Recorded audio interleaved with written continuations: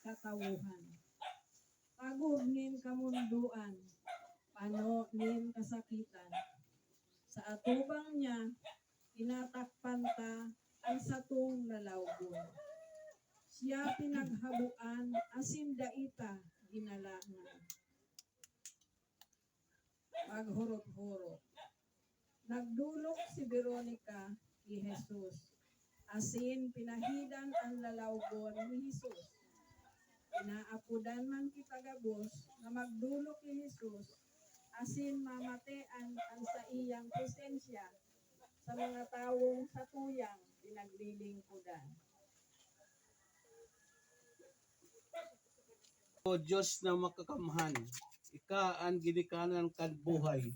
Danay lugod na mamatian ang sa imong presensya. Sa pagka minuruotan kan gabos na miyembro kan pamilya. Ang pagkamot ay pinahayag kan sa imong bugtong na aki. Urog na mapakusog sa pag-irbanon kan mag-agom asin kan sa idang mga aki. Sa buhay kan lambang miyembro kan pamilya, mahihilin bako na ang lalawagon kan nagsasakit na si Jesus kundi ang kaugmahan niyang bilang para tubos.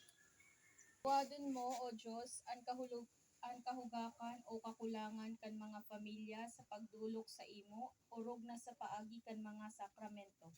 Ang mga pamilya na naparayo ng marahay sa imo, ninpuli sa mga gawing karatan asin pagpabaya sa pagpamibi, tuguti man na makarani giraray asin himation ang sa imong presensya. Urog na sa paagi ka sakramento nin pakikipag-ulian asin Eucharistia. Nagpapamibi kami na ang lalawgonin pagkamuot iyo ang mahiling sa lambang miyembro kan samuyang parokya. Sa imong antabayanan, ang gabos na naglilingkod ng aning ang parokya magdanay bilang sarong komunidad na igwanin tunay na pagsaksi sa pagtubod. Lugod ang pagsaksi maging sarong paagi tanganing ang bilog na syudad madara sa katanosan. Kamurawayan sama sa akiasin sa Espiritu Santo.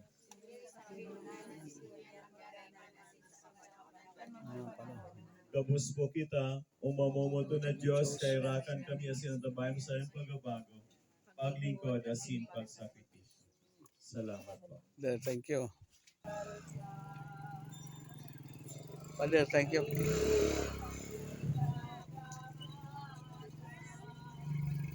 Nagpupugulan mo kaya? Mali. Unta.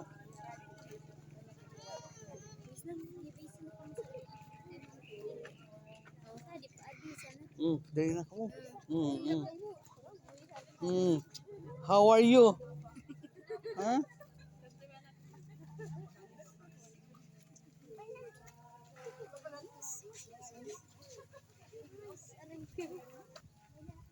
How are you? Ay, da. Umay na, tapalit tato na kita. Di amay na ka po.